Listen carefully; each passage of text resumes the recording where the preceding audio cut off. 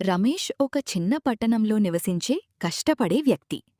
అతనికి మంచి ఉద్యోగముండేది మరియు ప్రతీ నెల సరిపడా జీతం వచ్చేది.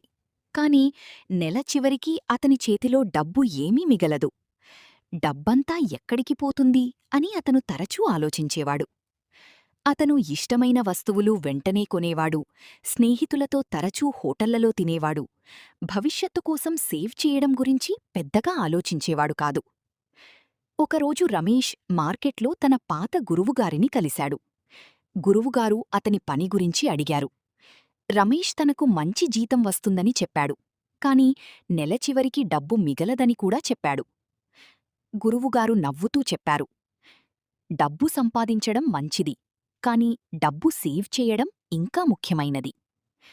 రమేష్ ఆశ్చర్యంగా అడిగాడు, సార్, నాకు ఇప్పటికీ చాలా ఖర్చులున్నాయి, నేను ఎలా సేవ్ చేయగలను? అప్పుడు గురువుగారు దగ్గర్లోని దుకాణం నుండి ఒక చిన్న గాజు సీసా తీసుకుని రమేష్కు ఇచ్చారు. ప్రతిరోజూ కొద్దిగా డబ్బు ఈ సీసాలో వెయ్యి. అది చిన్నదిగా కనిపించవచ్చు, కాని కాలక్రమేణా అది పెరుగుతుంది అని చెప్పారు.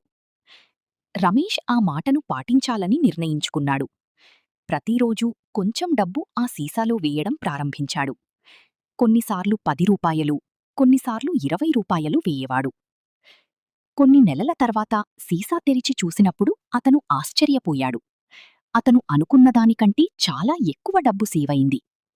అదే సమయంలో అతని బైక్ చెడిపోయింది. ఇతరుల వద్ద అప్పు తీసుకోకుండా తన సేవ్ చేసిన డబ్బుతోనే దాన్ని రిపేర్ చేయించాడు. ఆ సంఘటన తర్వాత రమేష్ తన ఖర్చులను జాగ్రత్తగా ప్లాన్ చేయడం ప్రారంభించాడు. అవసరం లేని ఖర్చులను తగ్గించాడు. ప్రతీ నెల తన జీతంలో కొంత భాగాన్ని బ్యాంక్లో సేవ్ చేయడం మొదలుపెట్టాడు. కొన్ని సంవత్సరాల తర్వాత అతని సేవింగ్స్ మంచి మొత్తంగా మారాయి. అతని కూతురు కాలేజ్ చదవాలని అనుకున్నప్పుడు అతనికి సరిపడా డబ్బు ఉంది.